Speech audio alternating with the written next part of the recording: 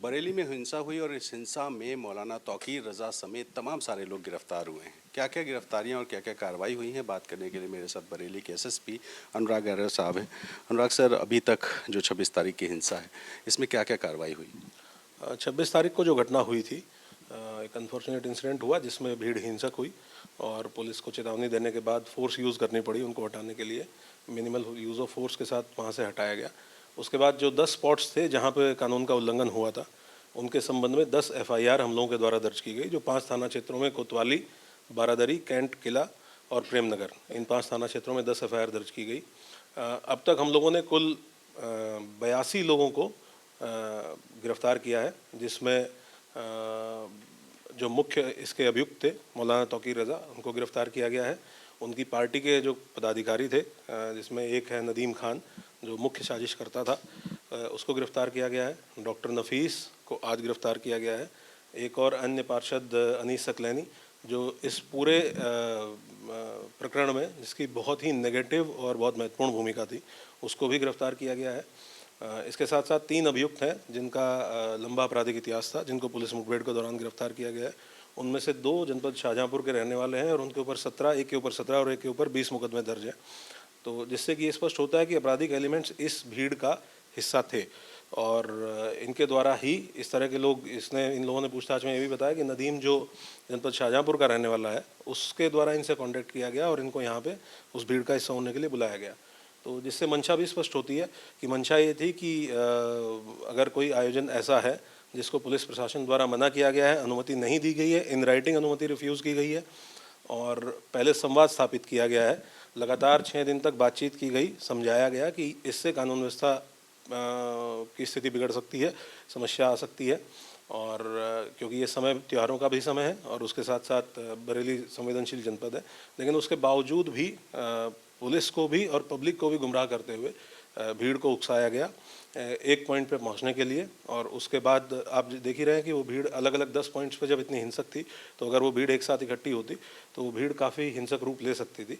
लेकिन पुलिस के द्वारा, प्रशासन के द्वारा उनको अपनी एक स्ट्रेटजी के तहत, क्योंकि हम लोग अलर्ट थे इस चीज़ को लेके, हम लोगों के द्वारा रोका गया और वहाँ से वापस किया गया। जो कंस्पिरेसी की बात आ रही है, ऐसा बताया जा रहा है कि 12:30 बजे से 3:30 बजे के बीच में अलग अलग मस्जिदों में नमाज़ों का टाइम होता है। लोगों को यूनाइट करने के लिए, इकट्ठा करने के लिए टाइम भी एक कर दिया गया था। इस तरह की जो प्लानिंग थी, क्या प्लानिंग थी, कब से चल रहा था सर? ये लगभग 6-7 दिन पहले डिक्लेयर किया गया था कि इस तरह का कार्यक्रम होगा और जैसे ही डिक्लेयर किया तो हम लोगों के जो अलग अलग लेवल के गजेटेड ऑफिसर्स हैं, नॉन गजेटेड ऑफिसर्स हैं, इंटेलिजेंस एलआईयू के लोग हैं, उनके द्वारा इनसे संवाद स्थापित किया गया, इनको कन्वे किया गया कि ऐसा कोई भी प्रोग्राम करना इस समय पे बिल्कुल भी उचित नहीं होगा। इट इज़ नॉट वाइज कि इस समय पे प्रोग्राम किया जाए और इससे स्थिति बिगड़ सकती है, क्योंकि पूर्व में भी इस तरह के कार्यक्रमों में कई तरह की घटनाएं ऐसी हुई हैं जिन्होंने सांप्रदायिक रूप ले लिया है और हम उस चीज़ को लेकर बहुत अलर्ट हैं। जनपद में बहुत ही मेहनत के साथ जो लॉ एंड ऑर्डर पे ज़ीरो टॉलरेंस की नीति है उसको इम्प्लीमेंट करते हैं, क्राइम पे ज़ीरो टॉलरेंस की नीति है उसको इम्प्लीमेंट करते हैं।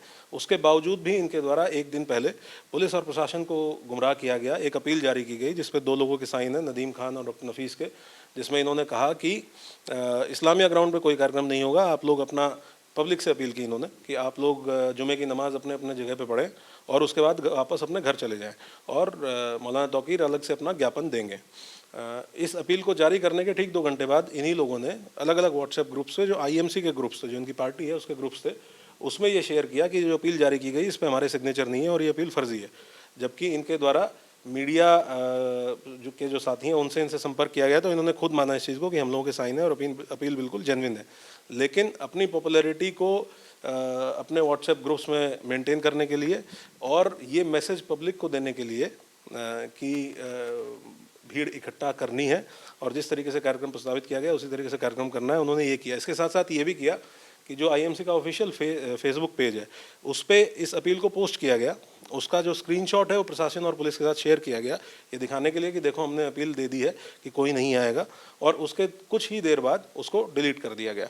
तो हम लोगों ने आईएमसी का क्योंकि हमारी सोशल मीडिया सेल जो है वो फॉलो करती है, उन्होंने तुरंत 10 मिनट में बताया कि एक पोस्ट किया गया और उसके बाद तुरंत डिलीट कर दिया गया, जिससे ये बहुत स्पष्ट है कि एक साजिश थी कि पुलिस और प्रशासन को गुमराह रखना है, ताकि पुलिस इस भ्रम में रहे कि कल कोई नहीं आएगा और पुलिस अपनी रेडीनेस की स्थिति में ना रहे और फिर इतनी भीड़ इकट्ठी कर दी जाए कि जो आउट ऑफ कंट्रोल हो जाए और पुलिस उसको कंट्रोल ना कर सके।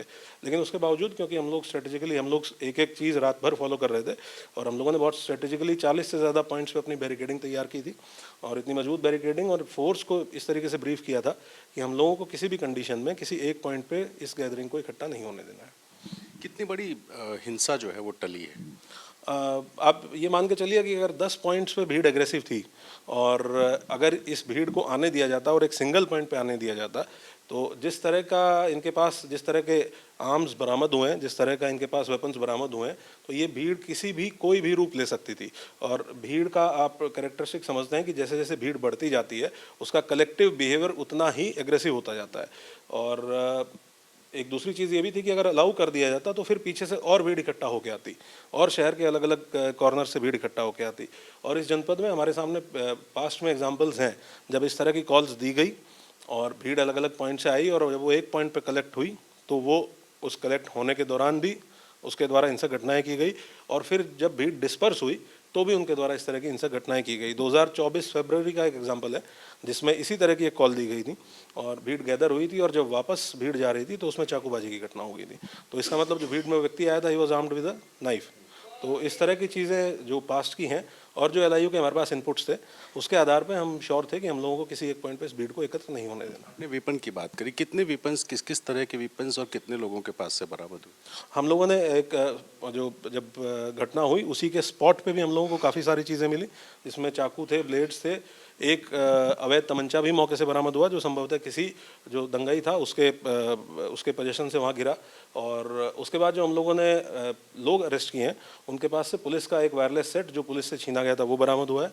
आज जो पुलिस मुठभेड़ में अभियुक्त गिरफ्तार हुए हैं उनके पास से 2 अवैध शस्त्र बरामद हुए हैं। उनके पास से पुलिस से लूटी गई एक एंटी राइट गन भी बरामद हुई है।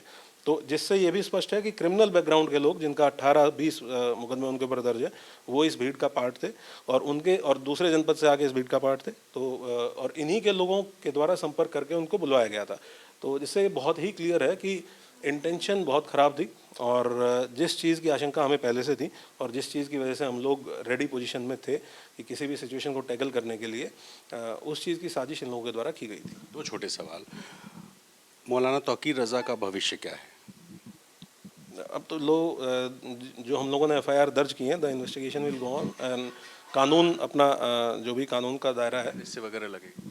ये हम लोग अभी तो हम लोग सिर्फ इन्वेस्टिगेशन पे फोकस कर रहे हैं। जो हमारे पास 10 मुकदमे हैं उसके लिए एक एसआईटी बनाई गई है और सिचुएशन को दिमाग में रखते हुए जो डिस्ट्रिक्ट की सिचुएशन जैसे जैसे डेवलप होगी उसको दिमाग में रखते हुए हम लोग जो भी रिक्वायर्ड कार्रवाई होगी वो इंश्योर करेंगे। आखिरी सवाल, अब बरेली में स्थिति क्या है और आप बरेली के लोगों से क्या अपील करेंगे?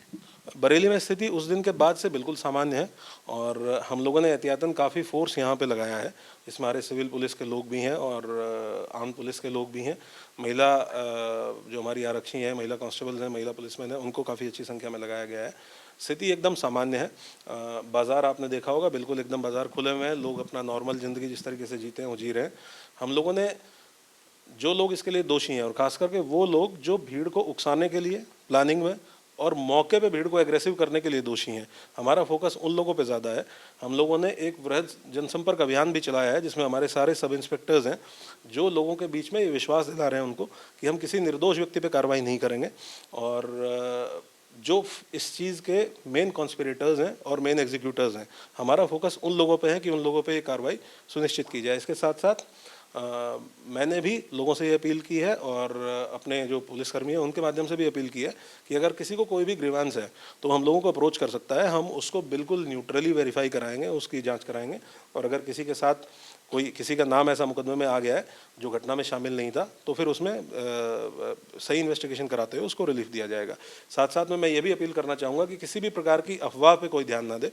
हमारा सोशल मीडिया सेल है, ऑफिशियल बरेली पुलिस का ट्विटर हैंडल है जिसके माध्यम से हम लोग किसी भी चीज़ को वेरीफाई करके पोस्ट करते हैं, उस पर विश्वास करें और 24 घंटे पुलिस आपकी सुरक्षा के लिए, प्रशासन आपकी सुरक्षा के लिए मौजूद है।